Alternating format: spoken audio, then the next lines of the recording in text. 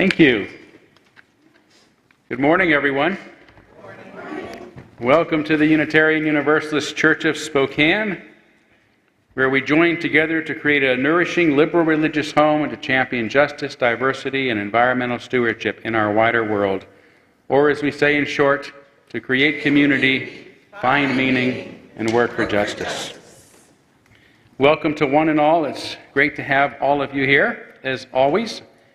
I want to begin, as always, by welcoming all that you bring with you today, all of your uniqueness, your unique beliefs, your background, your lifestyle, your experiences, all that helps make you who you are. And this includes those of you who are in the room with us, as well as those who are live streaming with us. It's great to have all of you as well. So thanks to everyone for being here. Before we take a quick break to greet one another, I do have a few announcements this morning. One, a reminder that after our second service today, we will, about 12:30, start our annual meeting to approve our budget, hopefully, and consider some amendment changes and elect a new officer to the board, those sort of things. So if you're a voting member in particular, please be here for that so we can have a quorum to get the church's business done.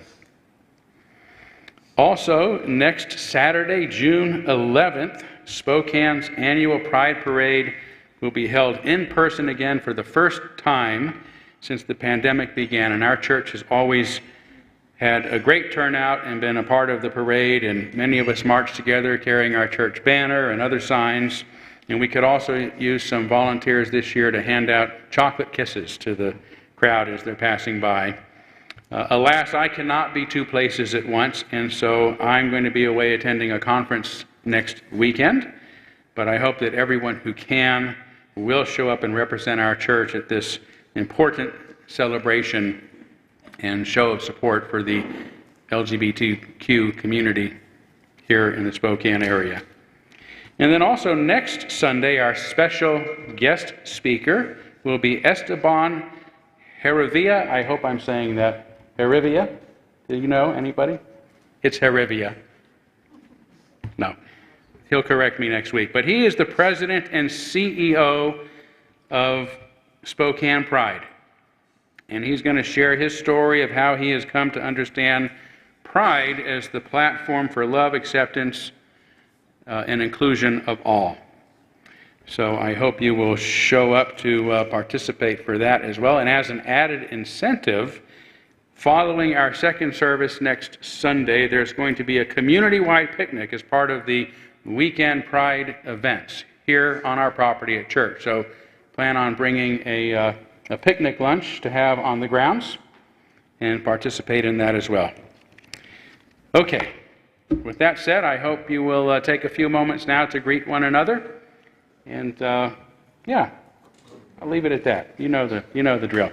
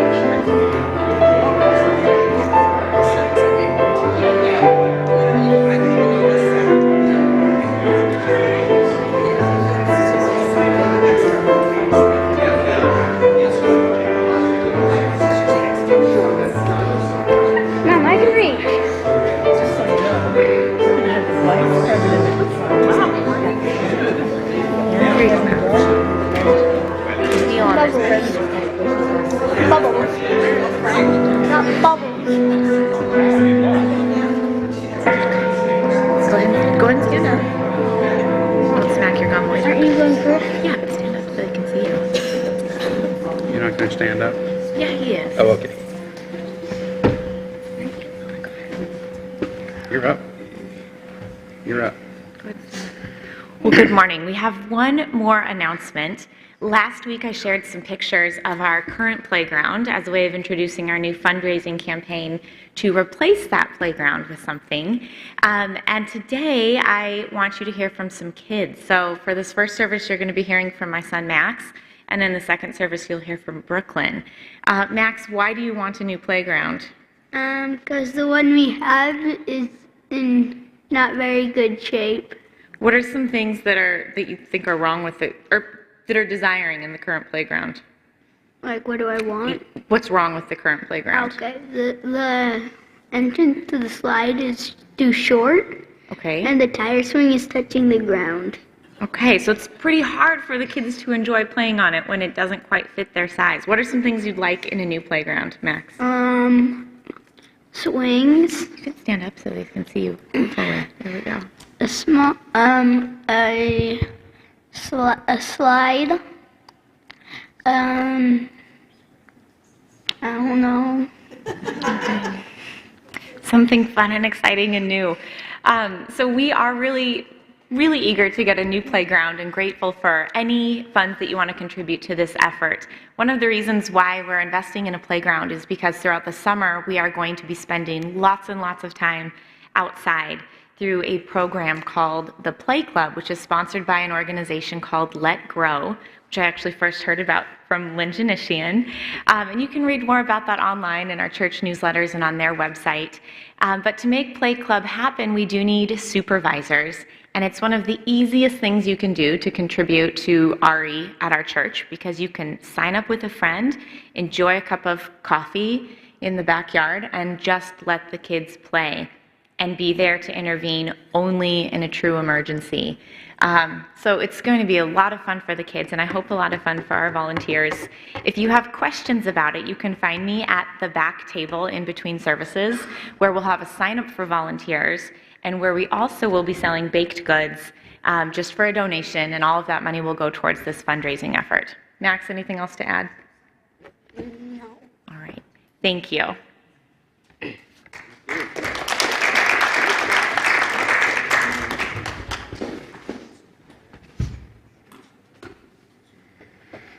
Max, this was your chance to ask for a Ferris wheel. Too late. Too late.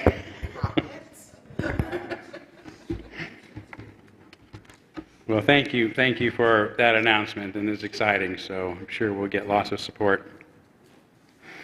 We are now going to move forward by lighting our chalice, the symbol of our faith, the symbol of our unity and our solidarity, of our openness and our inclusion, of our community and our individual uniqueness.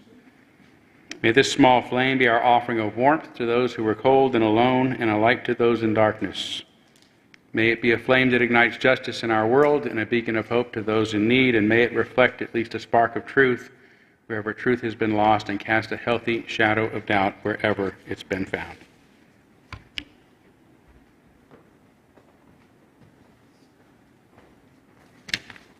For the opening words from Glennon Doyle, author of Untamed, I am a human being meant to be in perpetual becoming. If I am living bravely, my entire life will become a million deaths and rebirths. My goal is not to remain the same, but to live in such a way that each day, each year, each moment, relationship, conversation, and crisis is the material I use to become a truer, more beautiful version of myself. I cannot hold too tightly to any riverbank. I must let go of the shore to travel deeper and see farther, again and again and then again.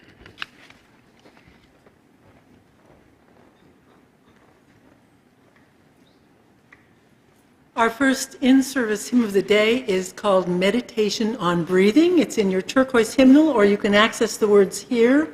If you look in the hymnal, the number in our program is wrong. It should be 1 009, not 1099. This is one that the congregation has loved, was really loving right before the pandemic, and of course we haven't been able to do it for some time. And I wanted to do it today because this is the choir's last Sunday before hopefully they can come back in force next fall. This is one of those where you start out, you can pick any part.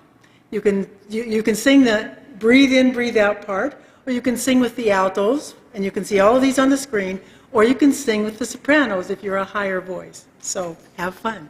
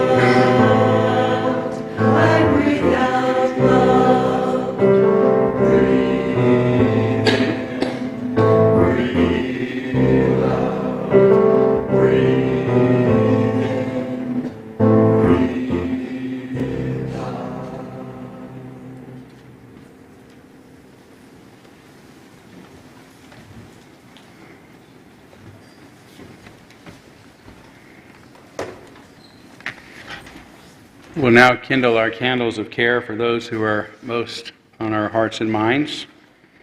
I did not receive any specific request today, but we'll begin with the candle for the people of Ukraine and the people of Russia and Poland and that entire region that are being most impacted by the violence there, and also for those most impacted by the terrible violence that we've had in our own country these past few weeks. There's no reason for it, but which is what makes it tragic. But we at least can light our candles as an expression of our compassion and our concern. And let's take a moment of silence on behalf of others that you might be thinking of, and as always, you're welcome to name them aloud if you'd like.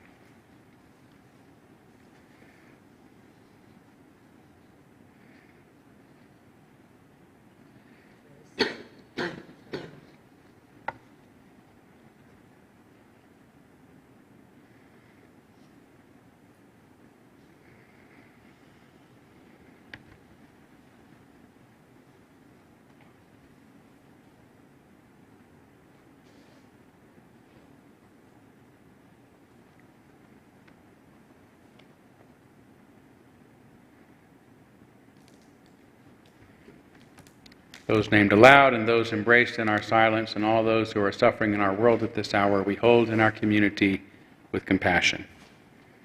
We now gratefully give and receive this morning's offering, which helps sustain this community and our mission to the larger world.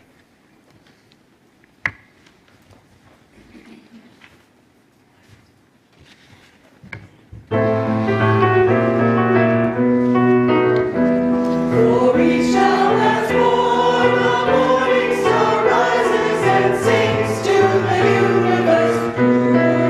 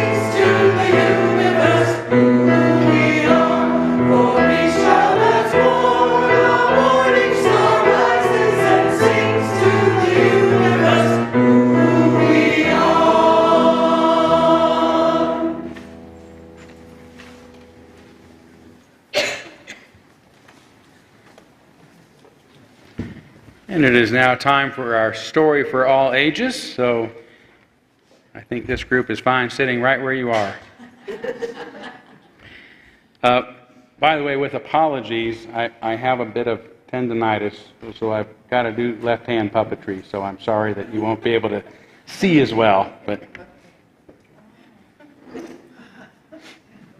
this is a new friend who is going to help me out with an old bit that I've been working on. Some of you may remember it from the past, but this is my new friend, Eddie. Can you say hello, Eddie? Good day. No, Eddie, introduce yourself. Please tell folks who you are. My name is Alice. No, your name's not Alice. I should explain. Eddie's very obstinate and tends to do the opposite of whatever he's asked. So, for example, would you please look to your right? That is your right, actually, yeah. Good job. You didn't mean to do that, did you? Okay, look to your left. There we go. Okay, let's just leave it at that. All right. Now, would you please look up for me? Okay, look down.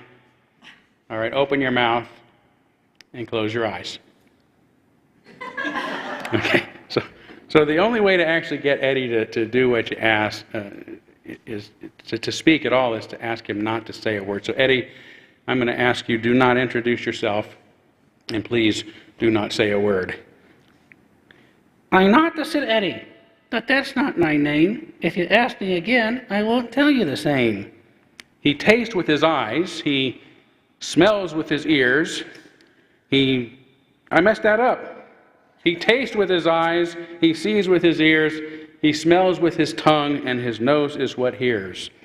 My elbows bend backwards. My hair doesn't grow. I walk on my fingers and cling with my toes. When I eat, I get hungry.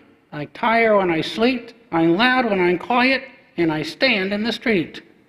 He doesn't stand in the street, really, so tell him you don't stand in the street, Eddie. That's not safe. I do stand in the street. No, he doesn't stand. That's just, it's a good rhyme. You know that you don't stand. We don't let him stand in the street. Please tell him that you don't stand in the street. I do stand in the street. No. Eddie, now I know being obstinate is kind of cool, but you're a role model. We don't want others thinking that it's cool to stand in the street. That's very dangerous. So please tell folks you don't stand in the street. I do stand in the street. All right, Eddie, you leave me with no choice. Huh? You leave me with no choice. You know what I'm going to have to ask you. No, you don't. Yes, I do. Eddie, please tell them that you do stand in the street. I don't stand in the street. Okay, very good. But he does wear PJs to school and sneakers to bed. He snores while awake and thinks yellow looks red. And my parents grow younger, and I don't grow old. I won't tell what I do, and don't do what I'm told. Yeah, he cries when he's happy. He smiles when he's sad. He calls grandmother Pappy, and he laughs when he's mad. I'm opposite Eddie, but that's not my name. I'm late when I'm ready, and turn green when ashamed. Yeah? I rock in recliners.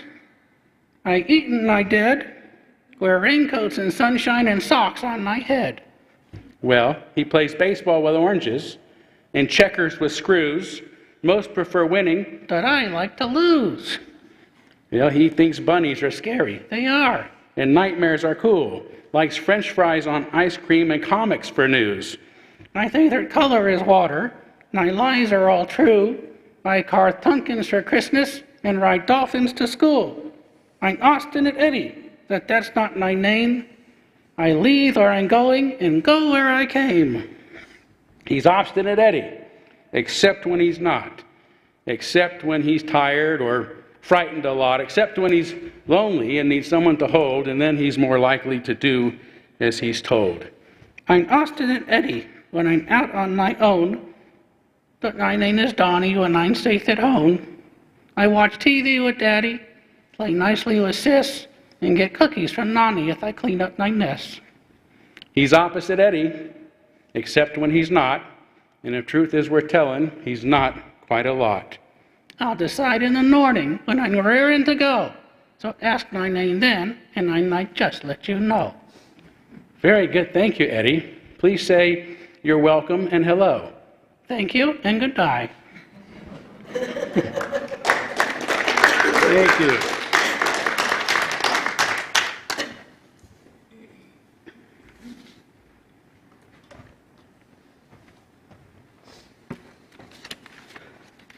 For this morning's meditation, the words of Heraclitus: the soul is dyed the color of its thoughts.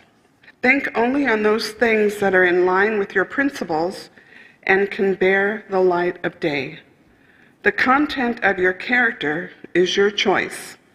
Day by day, what you do is who you become. Your integrity is your destiny.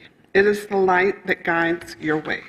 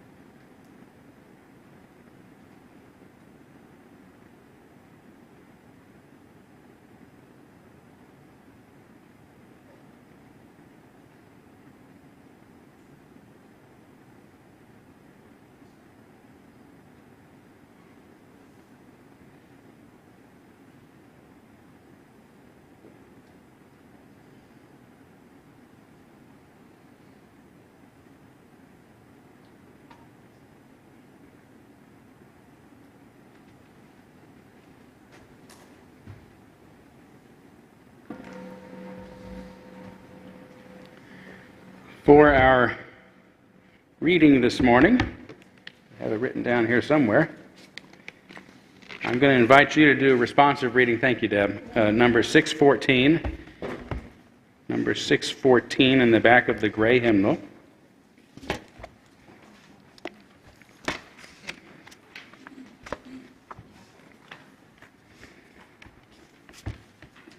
I'm there.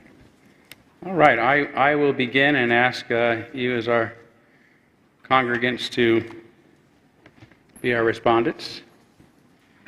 Maybe Judy's grabbing a... Good. We'll wait, Judy. We've got time. We want you to be able to be with us. And I do apologize to the folks who are streaming with us that we've not worked out our responsive readings in time to be able to put them online. But Deb is going to be one of our respondents, so you'll at least be able to appreciate the full text. Then I was standing on the highest mountain of them all. And round beneath me was the whole hoop of the world. And while I stood there, I saw more than I can tell. And I understood more than I saw. For I was seeing in the sacred manner the shape of all things and of the Spirit.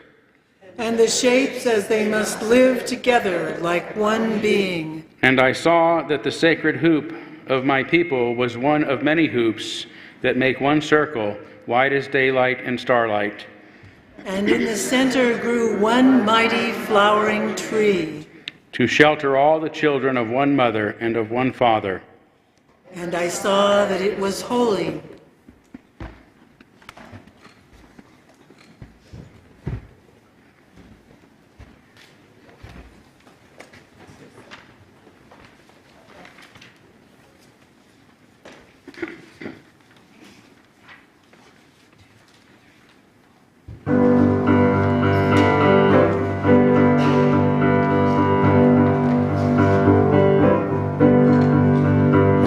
Sometimes I'm right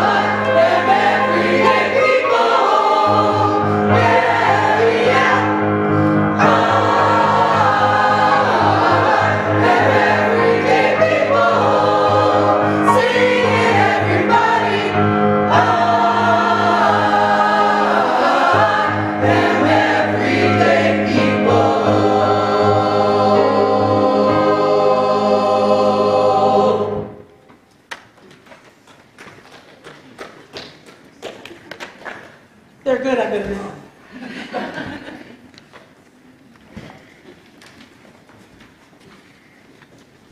Thank you.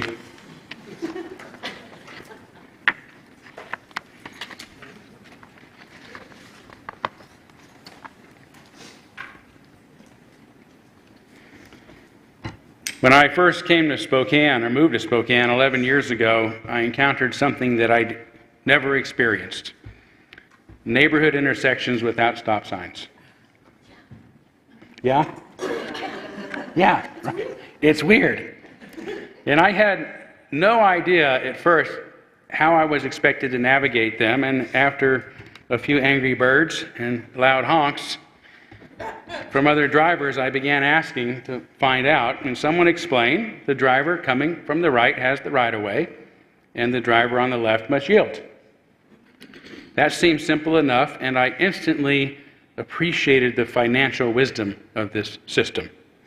Even if it cost just a few $100s to install one stop sign, accounting for manufacturing, materials, and labor, given that there has to be thousands of intersections in Spokane, this must save taxpayers hundreds of thousands, if not millions, of dollars. Cost-effective as this is, however, I still wondered how I could be certain a driver coming from unseen on my left will really stop even if I do have the right-of-way, especially in a quiet neighborhood where there's seldom much traffic to worry about. So in my head, I translated uncontrolled stop to mean yield, which means be prepared to stop if necessary. Now, no matter who is supposed to have the right-of-way, I consider it my responsibility to maintain a speed at which I can come safely to a stop no matter which direction another vehicle is coming from.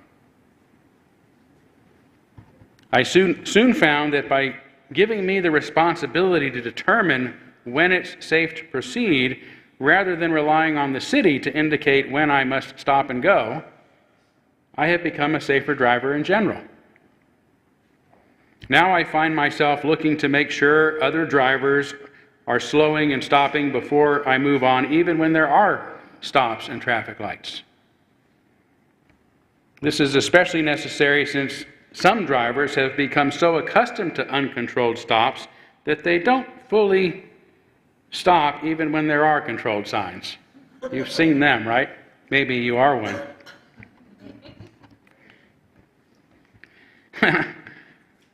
But why should they? I mean, as our uncontrolled intersections have proven, we're all capable of determining when and how fast we should move through them without having it spelled out for us on every corner at every turn. And I don't mean we shouldn't have traffic rules, stops, or lights at the intersections at busy main arterials like we do.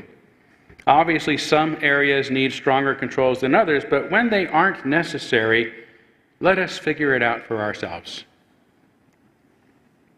By doing so, as in my case, many of us become safer and more responsible drivers, even when there are signs and lights giving us the go-ahead. Now, thanks to these uncontrolled intersections, I drive as if there is at least a yield sign at every intersection, knowing that it is ultimately my own responsibility to consider my safety and the safety of others before moving forward.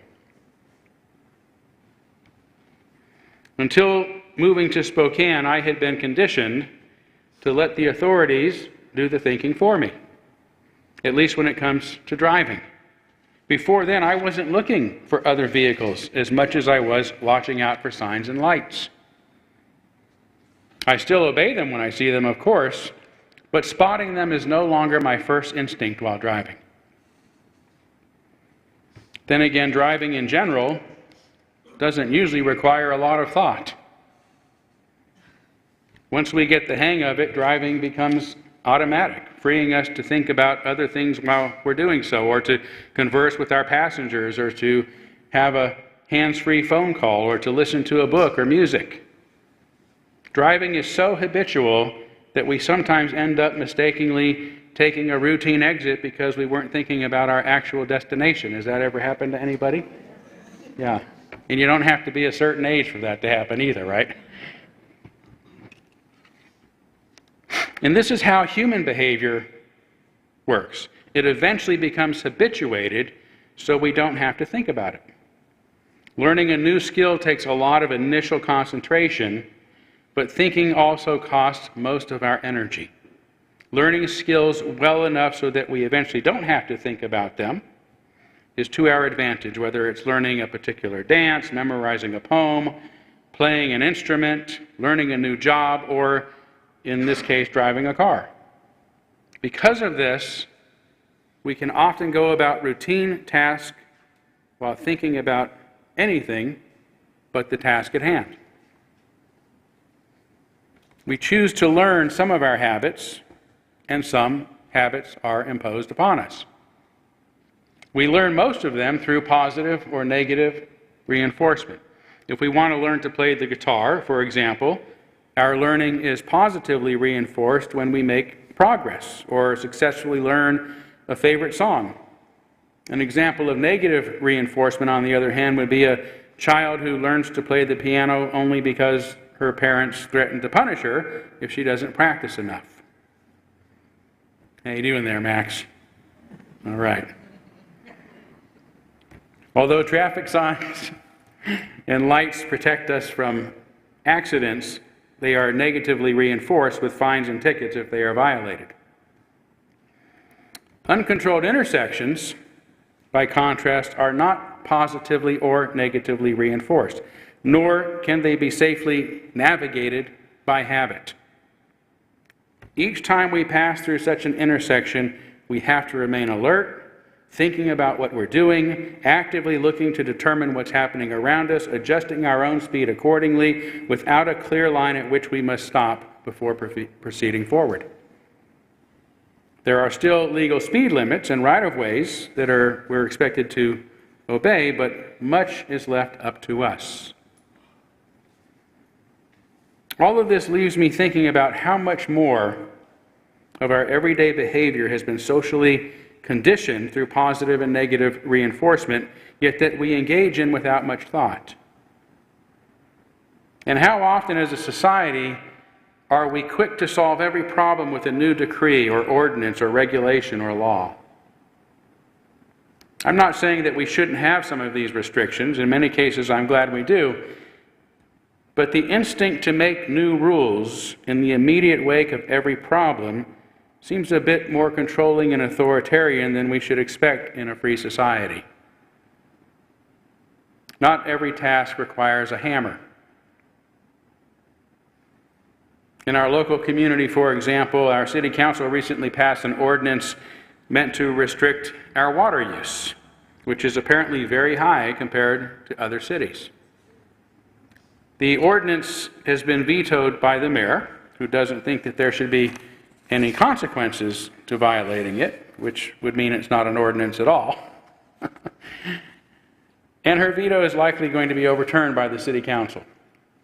And I am, of course, an environmentalist and gravely concerned about global warming and other environmental issues, and I think there should be a lot more laws and regulations passed to address this existential crisis. But I'm also aware that in this case, most of us only learned about our city's extreme overuse of water at the same time the talk of this new ordinance was being introduced. And I wonder what would have happened if our city leaders would have first addressed the matter with a public awareness campaign so that we might voluntarily begin reducing our use of this precious resource. What if before laying down the law, we first appeal to the goodness and the maturity in each other by simply providing us the information we need to be responsible? Would our water usage rates go down just as well or even better? The difference is that when mandated by an ordinance, curtailing water overuse becomes the responsibility of the authorities. We just need to watch out for where they've placed the stop signs. But if armed with information and ideas about what we ourselves can do to solve this problem, we become the most responsible for protecting this vital resource. Instead of just going about our lives, letting public officials do our thinking for us, we act like stakeholders who must take responsibility for the consequences of our own actions, just as we do at uncontrolled stops. So the real question before us then is theoretical. Are people so selfish and base that their behaviors must be strictly controlled by society? Or are they fundamentally social beings who, when given the freedom and encouragement to make their own choices, will consider the welfare of others as much as their own?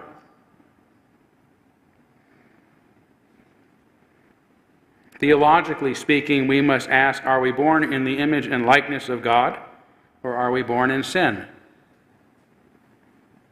Is human nature fundamentally good or evil?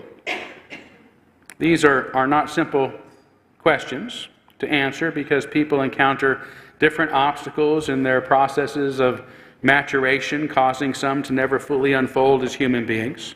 Some of them never grow beyond their most base desires and anxieties, which causes them to remain authoritarian thinkers who have an urge to control everything and everyone around them. We all know the type. But others of us do unfold and achieve our fuller potential so that we develop care and respect for others while feeling less need to control everything around us. So the even more fundamental question is, which of these states is the most common? Is humanity comprised mostly of people controlled by base and selfish desires, or do most of us mature into responsible and compassionate adults? Is humanity trustworthy, or must it be conditioned and controlled? Big questions. You have to think about that one, those on your own. It is an age-old question, but our liberal religion is founded on the idea that humanity is basically good, that most of us can be trusted to do the right thing, and that we should, therefore, fashion societies with guaranteed individual freedoms, because we can trust individuals. This is uniquely so of American Unitarianism in particular. It was born in argument against the New Birth movement during the so-called Great Awakening in this country during the 18th century, based upon the idea that all humans are born in a natural state of depravity because of original sin and must therefore be born again. But this idea was challenged in fact by the Congregational minister Charles Chauncey, who argued instead that human beings are born with the capacity for both sin and righteousness.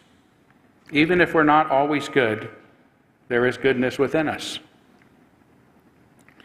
That was a new concept at that time. It was actually unimaginable. It was a daring, heretical thing to say. There's potential good in us. This idea was initially called Arminianism after an anti-Calvinist doctrine that emerged in the 16th century in Europe, but it later became known as Unitarianism, American Unitarianism. 100 years after Chauncey's Congregational church, Boston's first church, officially became a Unitarian church. This belief in human goodness, and conversely, the disbelief in human depravity, was also expressed by the Unitarian minister John Haynes Holmes, who believed religion should concentrate on human welfare and agency, not upon the supernatural and the miraculous. Later in the early 1900s, one of Holmes' younger associates, the Universalist minister Clarence Skinner, wrote a Declaration of Social Principle and Social Program adopted by the Universalist General Convention in 1917 that explicitly rejected the idea of inherent depravity, claiming instead that mankind is led into sin by evil surroundings, by the evils of unjust social and economic systems. In his book, Liberalism Faces the Future, Skinner said, "The starting point of liberalism must be a sense that at the core of human nature is something good and sound, an inherent moral capacity to choose the right." That is our tradition. Alas, Unitarianism is anomalous. Most in our Western culture still hold a negative view of human nature, which is rooted in this doctrine of original sin that was formalized by the church hundreds of years ago. Even among secularists, the term human nature remains almost synonymous with selfishness and debauchery, not altruism and love. And it is this negative view of humanity that leads the authorities to think they have to establish rules for every little matter, because they don't trust their citizens to do the right thing and work out problems for themselves. Thus, civilization has to be defended against the individual, Sigmund Freud said, and its regulations, institutions, and commands are directed to that task. It's almost always society against the individual, because society cannot trust individuals to always put its priorities ahead of their own. Or sometimes they worry they will do the right thing as individuals, meaning the humane thing, the altruistic thing, the compassionate thing, even if it means violating the rules. The more untrusting a government is, the more depraved it considers its citizenry, and the more punitive and authoritarian it becomes. I mentioned John James Holmes, for example. Holmes is the man credited with introducing Gandhi to the Western world and making it aware of his struggle in India. Holmes became a Unitarian minister in New York City in 1907 and went on to become an advocate of the social gospel movement, a recipient of the Gandhi Peace Award, and original founder of the NAACP and the ACLU, and was in fact its first chairman, and a leader of the pro-Palestinian Federation. As a pacifist, Holmes openly spoke against the U.S.'s involvement in World War I, which was considered a violation of the 1917 Espionage Act. When Holmes presented his opinion during a Unitarian conference, the former U.S. President Howard Taft, himself a Unitarian, was present and became furious, leading him to make a motion to adopt a resolution stating Unitarians are resolved that it is the sense of this Unitarian conference that this war must be carried to a successful issue to stamp out militarism in the world, that we as the Unitarian body approve of the measures of President Wilson and Congress to carry on this war, restrictive as they may be. The motion passed by a vote of 236 to 9. Over the next few months, the American Unitarian Association, the AUA, refused to assist any congregations where ministers didn't support the war, and John James Holmes resigned from the association in protest. This is an example of both a government and a religious association passing rules to curtail the freedoms, especially free expression, to serve their own interest. Not all rules are so rigidly authoritarian. Many of them, as I said, are necessary and reasonable. Right? We have to agree as a community how we're going to function together. That's part of growing up. But in an enlightened society, rules about what we must think or say are never reasonable or just. Being free to think and speak for ourselves is far more important than the freedom to pass through uncontrolled intersections. But the principle is the same. We don't need the state or any other authorities putting up signs telling us what to believe. Those that post doctrines and decrees on every corner warning us to stop thinking for ourselves can lead to habitual beliefs that become as automatic in us as driving a car. As Freud also said, it is in keeping with the course of human development that external coercion gradually becomes internalized. Everyone knows that I'm far from a fan of the Unitarian Universalist Association these days, of its leadership, especially these days, precisely because they have increasingly moved away from our democratic principles and are now punishing those who don't see things exactly their way. So I wasn't surprised when I learned registrants of this year's annual General Assembly were asked to indicate what color sticker they want on their name badge, green, yellow, or red, to indicate their comfort level being in proximity to others. These are literally the colors of a stoplight and indicate the same things. Red, stop, don't come any closer.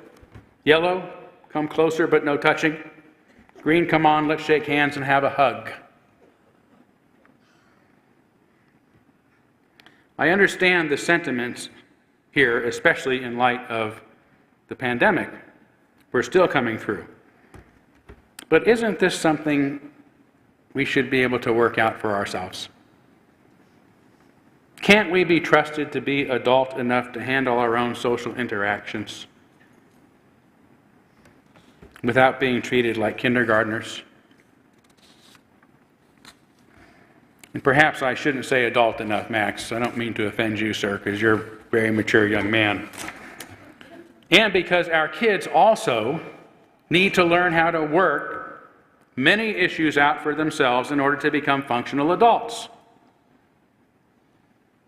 We don't see the parents of young goats interfere with their kids when they are butting heads or running up steep cliff sides, because learning to butt heads and run up steep cliff sides is crucial to becoming a mature goat.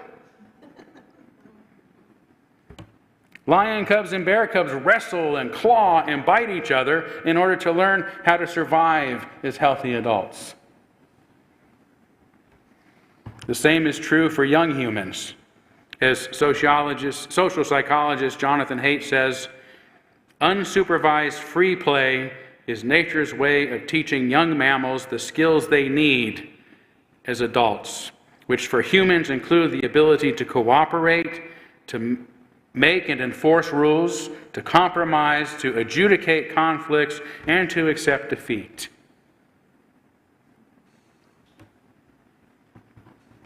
This is why I'm so incredibly pleased and excited that our outstanding religious education specialist, Stephanie Gronholz, is introducing this free play philosophy to our congregation this summer, and why we definitely have to support getting that playground so kids can bruise their elbows and bump their heads and twist their ankles, but nothing more serious than that, Max, okay? And I was delighted by the children's story she told a few weeks ago when she asked her stuffed rabbit, Bun Bun, to try working out his issues with the other kids on his own and to ask for an adult only if necessary. Stephanie is the one who introduced me to Jonathan Haidt's free play movement, and I've quickly become a big fan. Childhood has become more tightly circumscribed in recent generations, he says, with less opportunity for free, unstructured play, less unsupervised time outside, more time online. This, he believes, coupled with social media, are impeding the healthy development and may be what's leading to increased rates of depression and anxiety among young people. Haidt says, as these conditions have risen, and as the lessons on nuanced social behavior learned through free play have been delayed, tolerance for diverse viewpoints and the ability to work out disputes have diminished among many young people. And I'd say many old people too.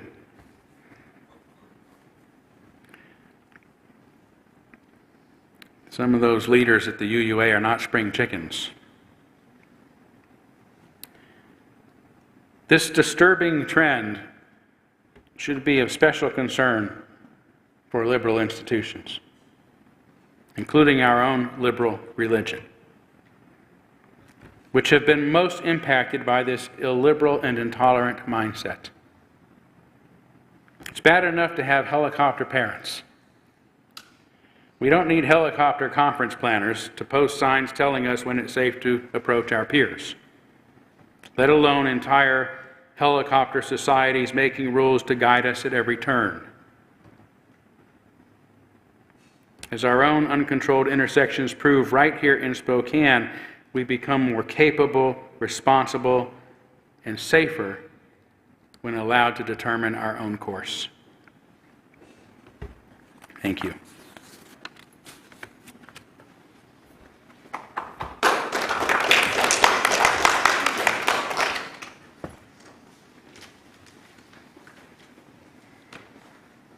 Well, I couldn't resist this last song of the morning. Some of you may know it, some of you not. It comes from the musical Carousel, and it's called June is Busting Out All Over. Now, I was hoping we might have sunshine, but we still have busting out buds out there, and it's still looking greener, so please stand and sing this with me. I'm going to start with an introduction that you'll recognize the chorus, but the introduction was so apt for this year that I couldn't resist.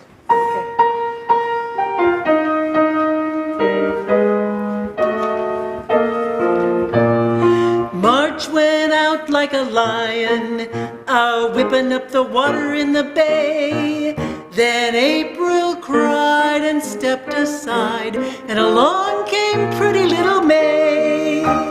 May was full of promises, but she didn't keep 'em quick enough for some. And a crowd of doubting Thomases were predicting that the summer'd never come. But it's coming by gum, you can feel it come, you can feel it in your heart, you can see it in the ground, you can hear it in the trees, you can smell it in the trees. Look around, look around, look around. Here we go. June is busting out all over the meadow and the hill. Buds are busting out of bushes and the romping rover pushes every little wheel that weaves beside the mill. June is busting out all over. The feeling is getting so intense that the young Virginia creepers have been hugging the bejeepers out of all the morning glories on the fence. Because it's June, June, June, June, just because it's June, June, June.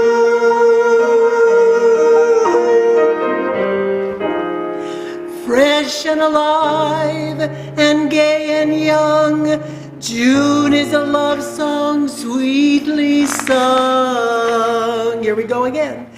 June is busting out all over. The saplings are busting out with sap. Love has found my brother Junior and my sisters even Lunar, and my ma is getting-ish with pap. June is busting out all over. The ladies of men are paying court. Lots of ships are kept at anchor just because the captains hanker for a comfort they can only get in port. Because it's June, June, June, June, just because it's June, June, June.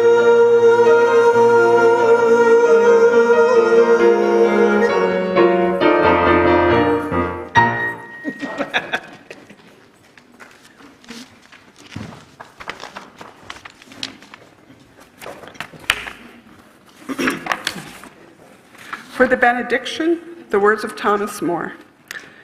Makers of craft will tell you that their sometimes laborious work is a spiritual practice. And many a spiritual teacher will tell you that spirituality requires craft. You can become skilled at prayer, technically trained in meditation, and schooled in spiritual aspects of music and art. Spirituality does not grow like a flower. Rather, it comes into being like a temple or an illuminated manuscript through hard work, imagination, and skill. Amen, blessed be, salam alaikum, and shalom.